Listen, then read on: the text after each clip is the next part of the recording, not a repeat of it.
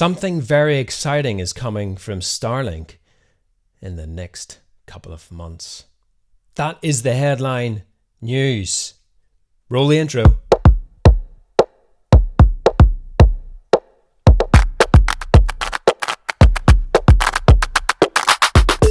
Well, very good morning from myself and Des here in South Cambridge in the United Kingdom.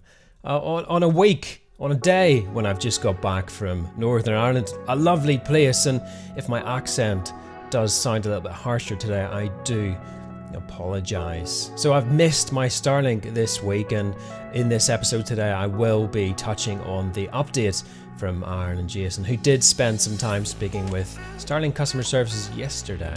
So today is the 5th of June. So this information is fresh and it will apply over the next couple of weeks. There's some exciting stuff.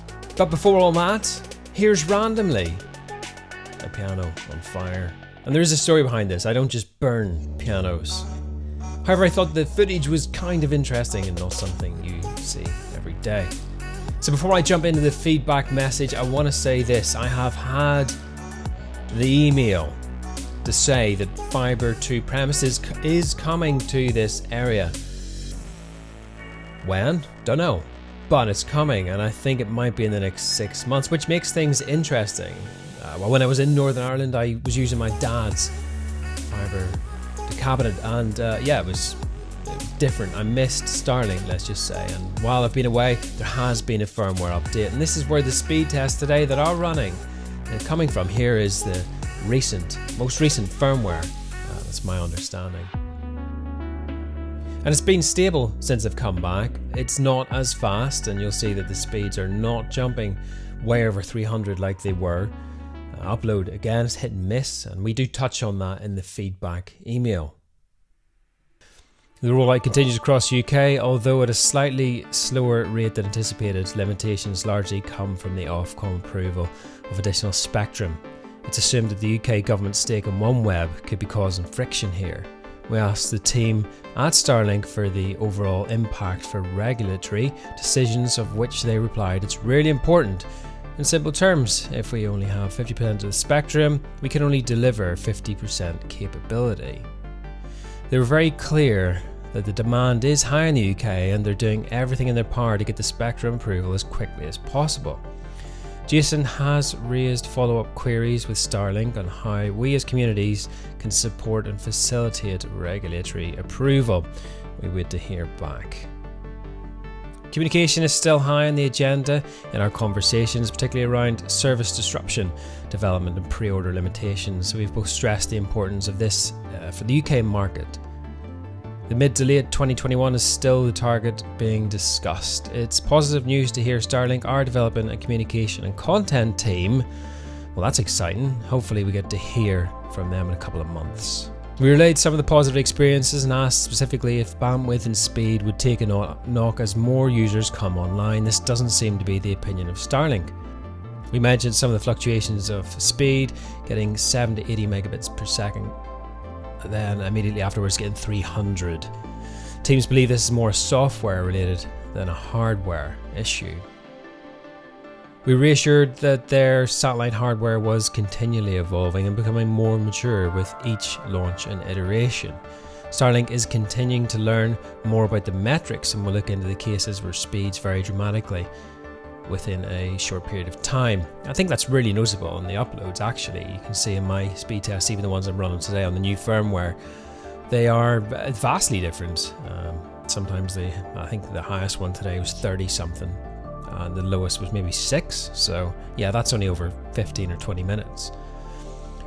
Grey or black equipment, what's the difference? Nothing internally, although there have been continual tweaks to the equipment. It's nothing to do with the colour of the kit. Jason and myself want to take a moment to look forward over the medium term and propose a hardware upgrade path for both edition routers.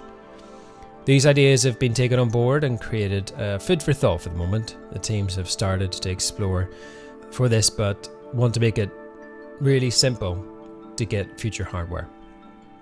Starlink merchandise. This is probably the most exciting thing for me. Been working in the background with Starlink to get some merchandise created, and this is great news. It's happening. I'll keep you posted. I wonder, are we going to see a rollout of Des key rings? Who knows? I doubt it somehow, but who knows? Installation, accessories and installers was a topic Starlink wanted to proactively talk about. It's clear that the UK market is different for installations due to building constructions. Starlink has always promoted self-installs and ease of setup. It's recognised that some customers want a trusted installer. We spoke at length about the best method and collectively agreed that creating a catalogue of recommended installers from the community would be beneficial. Starlink is willing to hold details of installers with this support team, which is great news. We'll communicate how you can get involved in this in the coming days. We also met with the operations engineer from SpaceX, who was really interested in how obstructions are being managed and understood by UK customers. If you have any queries, fire them over to us. You can either get in touch on the Discord or the Facebook page, and we'll be asking for your thoughts of the obstruction updates in the app over the next couple of weeks. So on a side note, we'll be getting some mounting and fixing kits arriving over the next few weeks, which we'll document for everyone, showing in detail exactly what each contains to give a better understanding of which would suit your needs. And I'm more than happy to share that content on here so you can see what will work for you if you need to do an installation. There'll also be a Starlink app update coming next week, unless any issues arise, that will focus more on obstructions and give more details.